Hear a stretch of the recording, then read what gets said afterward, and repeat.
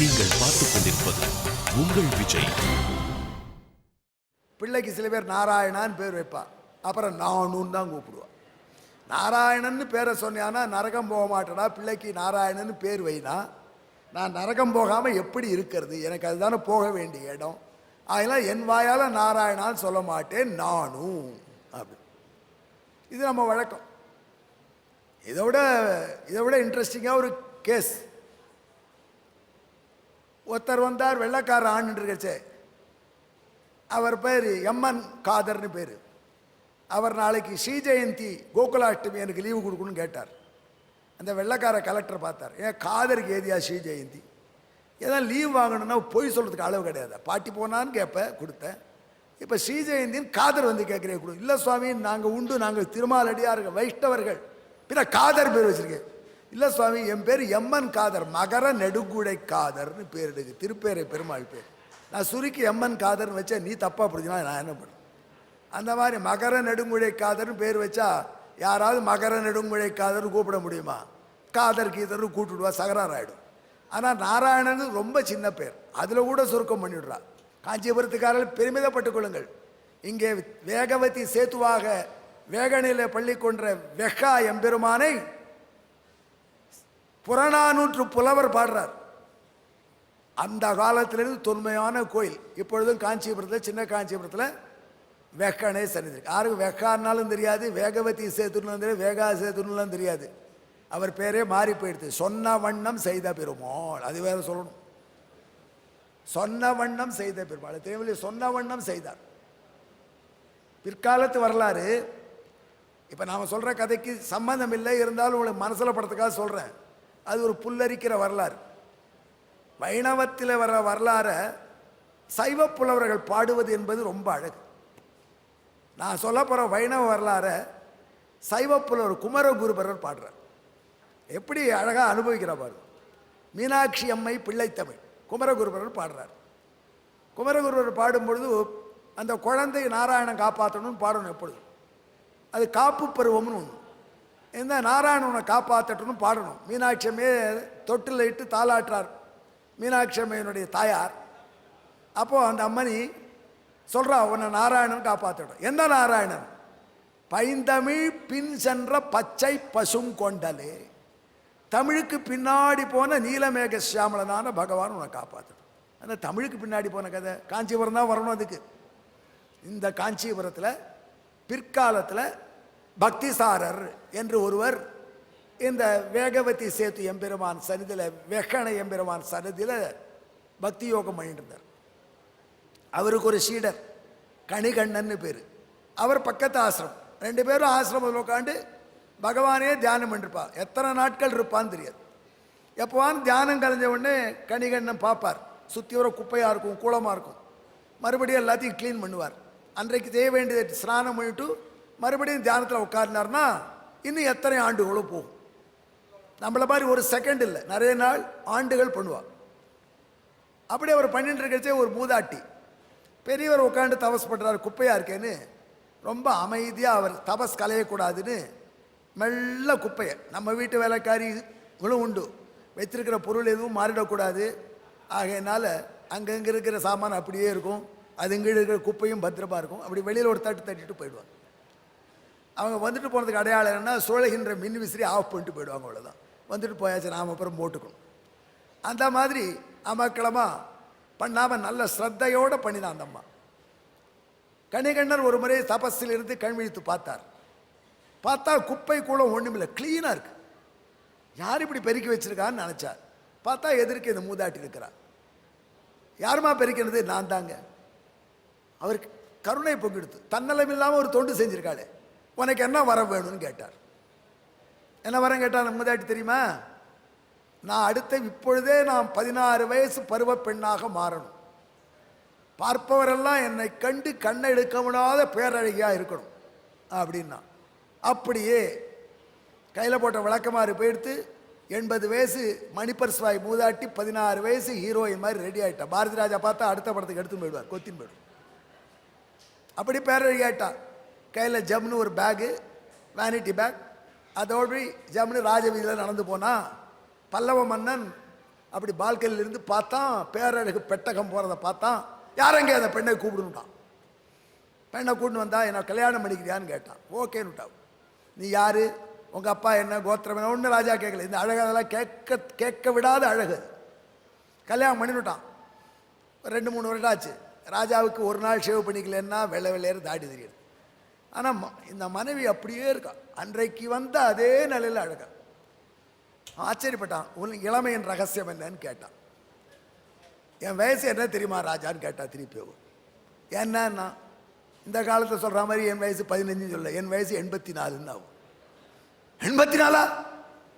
நீ 84 வயசு? ஆமாம், 84 வயசு ஆயிருக்கணும்.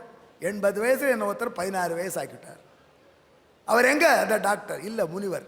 என்னையும் ஆக்கினா என்ன, எல்லாருக்கும் ஆசை. எனக்கு கூட தான் ஆசை 16 வயசாக இருந்தால் எவ்வளோ சௌக்கியமாக இருக்கும். டெண்டுல்கருக்கு கூட தான் ஆசை, இன்னொரு 200 டெஸ்ட் விளையாடலாம். அதனால் 16 வயசு ஆகிட்டா சந்தோஷம். ராஜா கூப்பிட அந்த முனிவர் அப்படி தான், எனக்கும் 16 வயசு வரந்தர சொல்லி. ராஜா அவனுடைய சேவகர்கள் கணிக்கணருடைய ஆசிரமத்துக்கு வந்தார். அவர் தபஸை கலைச்சா.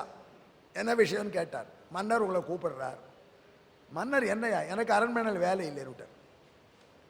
மன்னர்கிட்ட எனக்கு வேலை இல்லை, நான் வர வேண்டிய தேவையில்லை, இன்கம் டேக்ஸாக கட்டணும், நான் ஒன்றும் கிடையாது, என்கிட்ட சொத்து கிடையாது, நான் எந்த தப்பும் செய்யலை, மன்னர்கிட்ட எனக்கு இல்லை வேலை, நான் வருவதற்கில்லை அப்படின்னார்.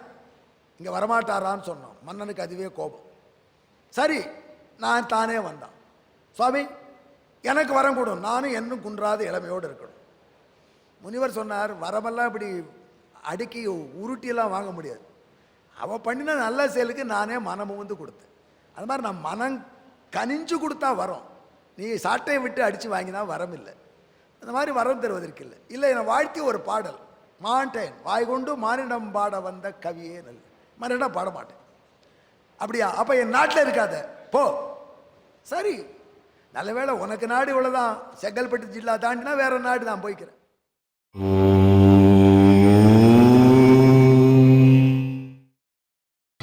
நீங்கள் பார்த்துக் கொண்டிருப்பது உங்கள் விஜய். மனம் கனிஞ்சு கொடுத்தா வரோம். நீ சாட்டையை விட்டு அடித்து வாங்கினா வரம் இல்லை. அந்த மாதிரி வரம் தருவதற்கு இல்லை. இல்லை, என்னை வாழ்த்தி ஒரு பாடல், மாண்டேன் வாய் கொண்டு மானிடம் பாட வந்த கவியே நல்ல, மறுபடியும் பாட மாட்டேன். அப்படியா? அப்போ என் நாட்டில் இருக்காத, போ. சரி, நல்ல வேளை உனக்கு நாடு இவ்வளோதான், செங்கல்பட்டு ஜில்லா தாண்டினா வேற நாடு நான் போய்க்கிறேன் அப்படின்னார். என் குருதேவர்கிட்ட சொல்லிட்டு போகிறேன், குருதேவர்கிட்ட என்று திருமழிசை பிரான் பக்திசாரர்கிட்ட வந்தார். இன்னொரு பேர் திருமழிசை பிரான். பக்திசாரர் போய் நமஸ்காரம் பண்ணார். என்ன திடீர்னு வந்திருக்கேன்னு கேட்டார் குரு. ராஜா என்ன தேசம் பிரஷ்டம் பண்ணிட்டான், நான் போகிறேன் அப்படின்னார். ஏன்டா நீ இல்லாத ஊரில் எனக்கு என்ன வேலை, நானும் வரேன். அப்போ குருவும் சிஷ்யனும் கிளம்பினான். 2 பேரும் இந்த வேகா சேத்து பெருமான் முன்னாடி வந்து நின்னான். கோயிலை பார்த்தார். ஏண்டா கணிக்கண்ணா, நீ நான் 2 பேரும் போனப்பறம் இந்த பெருமாளுக்கு இந்த ஊரில் என்ன வேலை? அதனால் அந்த பெருமாளை பார்த்து சொல்கிறார், தமிழ் பாட்டு பாடுறார் திருமழிசை பிரான்.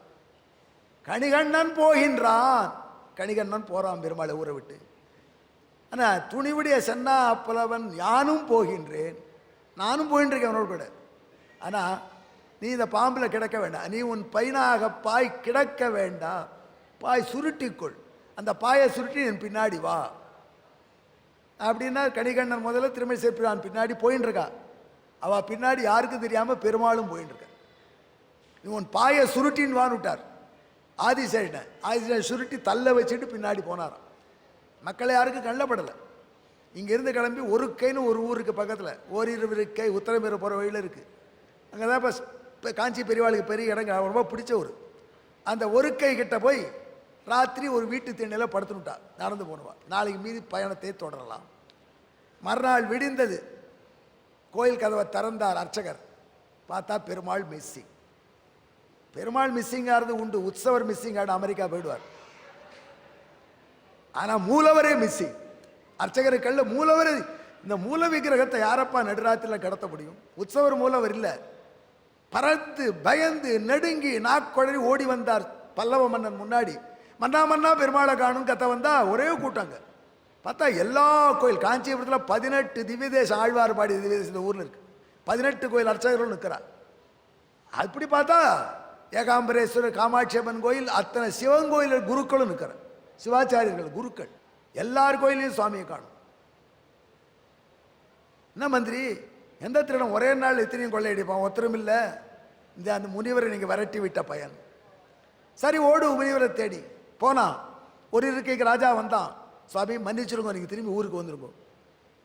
கணிகண்ணன் சரி ஊருக்கு போகலாம். நான் போகலாமான்னு கேட்டார் குருவை. நீ போனால் நானும் வரேன்னார் குரு. நாம் 2 பேரும் போயிட்டோம், இவனும் வர வேண்டியதானே. அதில் துணிவிடைய சன்னா அப்புலவன் யானும் போக்கொழிந்தேன் காமரூபங்கச்சி மணிவண்ணா நீ உன் பைனாக பாய் படுத்துக்கொள், நீனும் வா மறுபடியும்னார். அடுத்த எல்லா கோயிலையும் பகவான் தரிசனம் கொடுத்தான். இப்படி ஆழ்வார் சொன்னபடி ஆழ்வார் பின்னாடி போன பெருமாள் ஆகினால் அவருக்கு சொன்ன வண்ணம் செய்த பெருமாள். போனார் பின்னாடி விசேஷம் இல்லை. குமரகுருபரதர் பண்ணா பாடுறார். பாயை சுருட்டிக்கோன்னுட்டார். சுருட்டின்னு இவர் தானே தூக்கிட்டு வரணும். ஆழ்வாரை தூக்கிட்டு போனார். அந்த பாயை தூக்கி தள்ள வச்சுட்டாராம் பெருமாள். போறார். ஆழ்வாரோ கரடு முரடு பாதையில் போறார். பெருமாள் பின்னாடி வரார். பீதாம்பரம் கட்டின்னு இருக்கார். அந்த பீதாம்பரம் நன்னா இருக்கணும். சேறுபட்டா பெருமாளுக்கு பிடிக்காது, அலங்கார பிரியர். அதில் பீதாம்பரத்தை அப்படி தூக்குறார். தூக்கினா தள்ள இருக்கிற ஆதிசேஷன் தள்ள வச்சு சுருட்டி அது வழுக்கிறது. பாம்பாச்சே அதை பிடிச்சா இது வழுக்கிறது. இதுக்கு தவிச்சு தவிச்சு திண்டாடி போறார். உள்ள மார்பில் லக்ஷ்மி கொஞ்சம் மெல்ல போகக்கூடாதாங்கிற அதை வேற போராக்குறி. ஒரு துளசி மாலை போட்டிருக்காரு, தேன் சோட்டுறது, அதில் வேற சேரு ஜாஸ்தி. இப்படி கஷ்டப்பட்டு தமிழ் பின்னாடி போன நாராயணன் உன்னை காப்பாற்ற அப்படின்னு குமரகுருபர சுவாமியில் இந்த வரலாற்றை பாரு. எப்படி இருக்கு? அப்ப பச்சை பைந்தமிழ் பின் சென்ற பச்சை பசும் கொண்டலே அப்பேற்பட்டவராய் இப்ப ஆயிட்டார். சொன்னபடி சொன்னதை செஞ்சது விசேஷம் இல்லை, சொன்னதை சொன்னபடி செஞ்சார். எங்க பியூன் ஒருத்தர், நான் மறக்கவே மாட்டேன் இந்த கதை சொல்ல செய்யலாம், ஞாபகம் வந்துடும். நான் எஸ்எஸ்ஐஸில் வேலை செய்கிறச்சே கவர்மெண்ட்டில், நானும் கவர்மெண்ட்டில் 34 வருஷம் குப்பை கொட்டி வந்தான். ஆனால் குப்பை கொட்டல, நன்னா வேலை செஞ்சோம் அப்படின்னு நினச்சிக்கலாம். இப்போ இருக்கிற இப்போ என்ன பண்ணிட்டான், எங்களுக்கு ஒரு பியூன். அந்த பியூன்கிட்ட நான் மதுரைக்கு டூரில் போகணும், போய் பாண்டியன் எக்ஸ்பிரஸ் டிக்கெட் வாங்கிட்டு வான்னு சொன்னேன். பணம் 150 ரூபா ஃபஸ்ட் கிளாஸ், 160 ரூபா சென்னை டு மதுரை. இந்த பாண்டியன் எக்ஸ்பிரஸுக்கு மட்டும் ஒரு வெள்ளை கார்டில் எழுதி தரணும், 4ஆம் நம்பர் கவுண்டரில் எக்மோரில். இதெல்லாம் அவனுக்கு சொல்லி எழுதி கொடுத்து வாங்கிட்டு வான்னு விட்டேன். இத்தனை பேசாமல் இருக்கப்படாது, போய் வாங்கிட்டு வான்னு சொல்லியிருக்கணும். அவனை இத்தனையும் சொல்லி அனுப்பிச்சேன். 4ஆம் நம்பர் கவுண்டரில் க்யூவில் நின்று வாங்கிட்டு வான்னு சொன்னேன். 10 மணிக்கே கிளம்பிட்டேன் ஆஃபீஸை விட்டு. 170 ரூபாய் எடுத்துட்டு 12 மணிக்கு திரும்பி வந்துட்டான். என்னடாப்பா டிக்கெட் கிடச்சிதான்னு. டிக்கெட் வாங்கிட்டியானே. வாங்கலை சார் விட்டான். ஏன்டா இல்லையானா? இல்லை சார் 7 டிக்கெட் இருந்தது ஃபஸ்ட் கிளாஸில். பின்ன ஏன் வாங்கலை? பணம் போடலையா? பணம் இருந்தது சார். பின்ன ஏன் வாங்கலை? நீங்கள் தான் க்யூவில் நின்று வாங்க சொன்னீங்க, க்யூவே இல்லை, அதனால் ஓத்து விட்டேன். இதான் சொன்ன வண்ணம் செய்கிற பெருமாள். இதெல்லாம் இப்படியா சொன்ன வண்ணம் செய்யணும்? பெருமாள் சொன்ன வண்ணம் செய்தார். ஆழ்வார் சொன்ன மாதிரி பாயை சுருட்டி தள்ள வச்சுக்கோன்னா இன்னொருத்தரை கூட்டு கொடுக்காம தானே தூக்கி வச்சுட்டு போனார். அதெல்லாம் அந்த பெருமாளுக்கு சொன்ன வண்ணம் செய்த பெருமாள் பெயர். அப்படி ஆழ்வார் பின்னாடி போய் பகவான் திரும்பி வந்தானே, இந்த வரலாறை கேட்டீர்களே. நமக்கெல்லாம் இனிமே போகிறது வர்றது கிடையாதான், நிச்சய மோட்சம் அப்படின்ட்டார் சுவாமி தேசிகன். பெருமாள் சென்றதையும் வந்ததையும் பக்தர் பின்னாடி இப்போ பக்தானுகந்துரிக எஸ்ய கதாகதானி பிரத்யாதிசந்தி பவ சஞ்சரணோத்சுகானாம் பக்தானுகந்துரிக எஸ்ய கதாகதானி. அந்த எம்பெருமான் பின்னாடி சென்று, ஆழ்வார் பின்னாடி சென்று மீண்டு சென்று வந்த வரலாறை கேட்டவர்களுக்கு செல்வதும் மீள்வதும் கிடையாது. அப்போ ஏற்பட்ட வரலாறு உங்களுக்கு இலவச இணைப்பாக சொன்னோம். ஆனால் இப்போ 6 பேருன்னு ஆரம்பிச்சுட்டு இங்கே போயிட்டே அப்படின்னா வாவும். அப்படி யாகத்துக்கு வந்த சரஸ்வதி தடங்களையும் தீர்த்து வச்சான். அப்புறம் பிரம்மா யாகம் பண்ண தொடங்கி. யாகம் நடந்தது, அற்புதமாக யாகம் பண்ணினார். யாகத்தில் பிரம்மதேவன் பண்ணுற யாகத்தில் எல்லாம் நாராயணனுக்கே கொடுக்குறார். வந்திருக்கிற தேவதைகளுக்கெல்லாம் ஒருத்தருக்கு சாப்பாடு கிடைக்கும். அவெல்லாம் கடுப்பாயிட்டான். எங்களுக்கு இல்லையாட்டான். பிரம்மா சொல்லிட்டார், உங்களுக்கெல்லாம் உள்ளே உரைகின்ற இறைவனை குறித்து இந்த யாகம். சாப்பாடு இல்லையா கவலைப்படாதீர்கள், உங்களுக்கு நல்ல சாப்பாடு கிடைக்கும்ன்றார் பிரம்மா. அவருக்கு ஏதோ தோட்டு சொல்லிட்டார். ஃபைனல் ஹோமம், அஸ்வமேத யாகத்தில் பண்ண வேண்டிய ஹோமம். அந்த ஹோமத்தை பிரம்மா பண்ணுறார். அது ஒரு சித்திர மாதமாக, வளர் பிறையாம், ஞாயிற்றுக்கிழமையாம், ஹஸ்த நட்சத்திரம், புராணம் அவ்வளோ அழகாக சொல்லும். அந்த வேளையில் அந்த ஹோமம் பண்ணுறார். பண்ணும்பொழுது பகலோன் பகல் விளக்காக அடுத்த நாடு நெருப்பிலிருந்து ஒரு ஒளி தோன்றியது. சூரியனே மங்கி போயிட்டான். பகல்ல ஏற்றி வச்ச டியூப் லைட் மாதிரி சூரியனாக அப்படி ஒரு தேஜோமயமா ஒளிமயமா எம்பெருமான் அதிலிருந்து தோன்றினான். அந்த திருமேனியை பார்த்தார். நெருப்பிலிருந்து வந்த திருமேனியான். இவனுக்கு தரிசனம் கொடுத்தா நெருப்பிலிருந்து வந்தார் பெருமாள், வரதராஜ பெருமாள். அதனால தீப்புண்கள் இன்னும் அவர் முகத்தில் இருக்கு, சேவிக்கலாம். இன்னும் அது நெருப்பிலிருந்து பக்தனுக்கு சேவை கொடுப்பதற்காக நெருப்பிலிருந்து வந்து நின்றான். அந்த பகவானை பார்த்தார். பார்த்த உடனே கரிகிரி மேல் கருமணையை கண்டுகொண்டு பார்த்தார். பார்த்த உடனே என் கடுவினைகள் அனைத்தும் கண்டிலேனே. பிரம்மதேவனுக்கு தோறிப்படுத்த பாவமெல்லாம் போயிடுத்து இந்த விக்கிரகத்தை பார்த்த உடனே. எம்பெருமானுடைய திவ்யமங்கல விக்கிரகத்தை பார்த்தீர்களானால், உருவத்தை பார்த்தீர்களானால் நாம் செய்திருக்கக்கூடிய பாவங்கள் உடனே போயிடும்.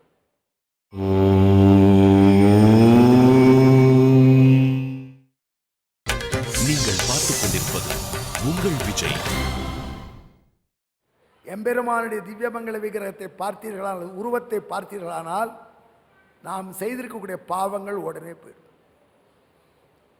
கோயிலுக்கு போய் அந்த பகவானை விக்கிரகத்தை சேவித்தால் நாம் மனசில் திட்டமிட்டிருக்கிற பாவங்களே ஆகணும். நம்பிக்கையோடு சேவி. பிரம்மதேவன் எப்படி செத்தார்? கடிவினைகள் அனைத்தும் கண்டிலேனே, என் பாவமெல்லாம் போயிடுத்துட்டார். பிரம்மதேவன் கொண்டாடுறார். வந்திருக்கிற வரதராஜ பெருமாள் எப்படி இருக்கார்? வேறொப்பார் விண்முதலாம் காவுக்கெல்லாம் விழியொப்பார் வேதம் எனும் கண்ணுக்கு. வந்திருக்கிற பகவான் உலகத்துக்கெல்லாம் வேர், எல்லாத்துக்கும் ஆதி காரணம் அப்படின்னு ரசித்தார். இவருடைய குணங்களை எல்லாம் பார்த்தா இவருக்கு இவர் கூட ஈக்குவல் இல்லை. அருளாளர் எனினும் அருளாளர் தாம் எனினும் தமக்கு ஒவ்வாறே. இது ரொம்ப பியூட்டிஃபுல் எக்ஸ்பிரஷன். வால்மீகி பகவான் என்ன செஞ்சார்? ராமனுக்கு ராவணனுக்கும் யுத்தம் நடந்தது, அதை பற்றி சொல்கிறேன்னார். சொல்லுங்கள் கேட்குறோன்னா.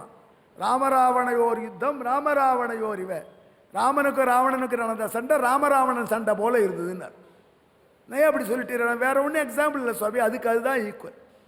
அதே போல அருளாளர் வரதராஜன் இருக்காரு. வரதராஜனுக்கு ஈக்குவலான்னு கேட்டால் கிடையாது. ஏன்னா இப்போ பார்க்குற வரதராஜன் மாதிரி அடுத்த வினாடி இருக்க மாட்டார். ஏன்னா ஒவ்வொரு வினாடியும் மாறிண்டே இருக்கார். அவ்வளோ அழகா அப்படின்னு பிரம்மதேவன் ரசித்தார். அப்போ பிரம்மதேவனுக்கு எம்பெருமான் உனக்கு என்ன வேணும் வரம்னு கேட்டான். அப்பா என்னுடைய கான்சன்ட்ரேட்டோட தியானம் பண்ணுறதுக்கு நம்பிக்கை வந்துடுது இந்த விக்கிரகத்தை சேவித்த உடனே. ஆனால் இங்கேயே இருந்து எல்லாருக்கும் அருள் தர வேண்டும் என்று வேண்டினான். பகவான் சொல்லிட்டார், எல்லாரும் பார்க்க இந்த காஞ்சிபுரத்திலே நான் காட்சி தருவேன். கோயிலுக்கு வந்து தரிசனம் பண்ண மாட்டான். மெட்ராஸ்லேருந்து கார் போட்டு வருவா, ஆடிசன்பேட்டைக்கு வருவா, புடவை கடைக்கு வருவா, காஞ்சிபுரம் பட்டுப்புடவை விசேஷம்னு வாங்க வருவா. அவர்களுக்கான தினம் அடிக்கடி உற்சவத்தில் வீதி விழா வந்து அவர்களுக்கும் தரிசனம் தருவேன். எங்க சுவாமி காஞ்சிபுரம் போனேன், புடவை வாங்க, அப்படியே பெருமாளையும் சேவிச்சேன். அப்படி இன்சிடென்டலாக இலவச இணைப்பாக என் சேவை கொடுப்பேன். இந்த க்ஷேத்திரத்தை விட்டு நான் அகல மாட்டேன், உன் ஆசைப்படி இருப்பேன் என்று சொல்லி காஞ்சிபுரத்திலே வரதராஜனாக பெருமாள் இன்றும் காட்சி தருகிறார். சரி, ஆறு என்ன பேர் என்ன இப்போ புரியலையா? பிரம்மதேவன் பகவானை பார்ப்பதற்கு உபாயமாக அஸ்வமேத யாகம் பண்ணான். பிரம்மாவா பண்ணினான்? பிரம்மா பண்ணான்னு சொன்னா கரெக்டா? அதில் வந்த ஒவ்வொரு தடங்களையும் பகவான் போக்கடிச்சு நடத்தி கொடுத்தான். ஆகையினால இறைவனை வழிபடுவதற்கு அவன் தான் எல்லாம் செஞ்சு தரும். நாங்கள்லாம் சில வீட்டுக்கு போவோம், நாங்கள் சுயம் பார்க்க ஆச்சாரம் நாங்களே பண்ணிப்போம். அந்த வீட்டில் உள்ள தலைவி சொல்லுவாங்க, ஒரு கேசரி பண்ணிக்கோங்க. கேசரின்னா வயத்தை புரட்டும், அது கஷ்டம். அது கட்டி தட்டாமல் பண்ணணும், அது பக்குவமாக பண்ணணும். வேண்டாமேனா நம்ம இல்லை பண்ணணும், நீங்கள் சாப்பிடணும். சரின்னு நீங்கள் கவலைப்படாதீங்க, நான் பார்த்துக்கிறேன் எல்லாத்தையும். அடுப்பில் வானாய் வைங்க, அந்த அம்மா பக்கத்திலே அது கொதிச்சிருக்கு, இன்னும் கொஞ்சம் கொதிக்கட்டும், இதை போடுங்க, டப்புனு கிளறுங்க, இந்தாங்க முந்திரி வைப்பு, இந்தாங்க சர்க்கரை, எல்லாம் அந்த அம்மா எடுத்து போட்டுட்டே இருக்கும். அப்படி கலரி எடுத்து வச்ச உடனே கேசரி நாம் அதுக்காக தான் காத்திருக்க, கொஞ்சம் பிரசாதம் கொடுப்பாருன்னு நம்பிக்கையில் இந்தான்னு கொடுத்த உடனே பிரமாதமாக இருக்குது கேசரி, என்ன பண்ணியிருக்கேன்வா சிரிப்பு ஒரு நாமளாக பண்ணுவோம். இந்த கேசரி எல்லாம் அந்த அம்மா நான் அப்படி கையை போட்டு ஒருத்தரை கரட்டினோம், அவ்வளோதான். அதே போல் இறைவனை வழிபடுவதற்கு இறைவன் தரிசனம் வேண்டி பிரம்மதேவன் வேள்வி செய்தாரே, அந்த வேள்வியை நடத்தி வைத்தது யார்? எம்பெருமான். அந்த வேள்விக்கு பயனாக காட்சி தந்தது யார்? எம்பெருமான். அதெல்லாம் ஆறும் அவனே பேரும் அவனே. காஞ்சிபுரம் தான் இதுக்கு அப்படியே கண் முன்னாடி ஒலியும் ஒளியுமாக காட்டுகிறது. சுவாமி தேசியம் சாதிக்கிறார்.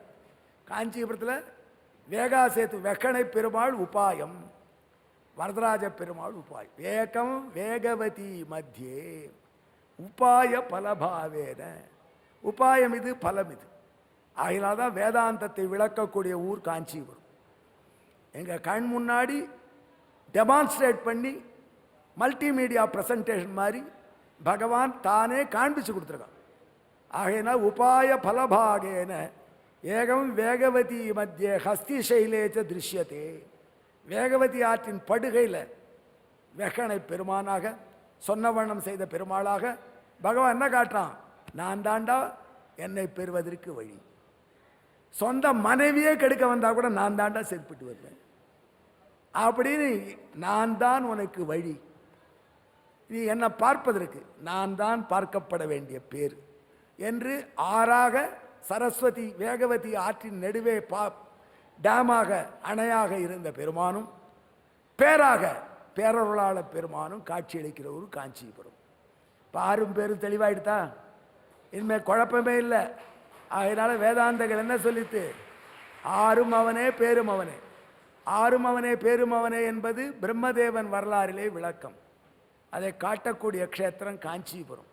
ஆகினால் இதுக்கு ஈடு இளையார க்ஷேத்திரமே கிடையாது. காசி முதலா நன்னகரி எல்லாம் கார்மேனி அருளாளர் கட்சிக்கோவா. தேசியம் சாதிக்கிறார்.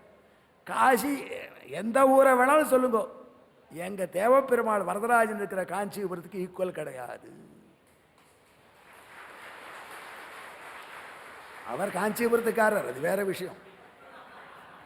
இருந்தாலும் சொல்றதுக்கு எவ்வளோ தைரியம் வேணும் அதை. அவர் சொல்றார் ஏன்னா எவ்வளோ மலைகள் இருக்கு சுவாமி, அந்த மலைகள்லாம் எம்பெருமான் மார்பில் இருக்கிற ஒரு ரத்னக்கல் கௌஸ்துபத்துக்கு ஈக்குவல் ஆகுமா? எத்தனையோ சிட்டி இருக்கலாம், அதெல்லாம் எவ்வளோ அழகு இருக்கலாம், டோக்கியோ இருக்கலாம், நியூயார்க் இருக்கலாம், பேசப்படாது. எம்பெருமானே அவனை பெறுவதற்கு வழி, எம்பெருமானே பேரு, எம்பெருமானே ஆறு என்கிற வேதாந்த தத்துவத்தை கண் முன்னாடி காட்டி நடிச்சு கொடுத்த இடம் காஞ்சிபுரம். ஆகையினால் இந்த காஞ்சிபுரத்துக்கு ஈக்குவல் ஒரு க்ஷேத்திரம் கிடையாது. நண்பர்களே, இந்த புண்ணிய சரித்திரத்தை காஞ்சிபுரத்தில் ஒரு தடவை கேட்டீர்கள், அதற்கு சமம் 1000 தடவை கேட்ட. எனக்கு 1000 தடவை சொல்ல புண்ணியம். ஆகையினால இதை விஜய் டிவி எத்தனையோ கண்டங்கள் யார் யாரோ வீட்டில் ஆஸ்திரேலியா அமெரிக்காலாம் கேட்க போகிறா, அவர்களுக்கும் 1000 தடவை கேட்குற புண்ணியத்தை வைக்கிற விஜய் டிவி 1000 நிகழ்ச்சிகள் நடத்தி வாழ வேண்டும் என்று வாழ்த்தி விடைபெறுகிறேன். நன்றி, வணக்கம்.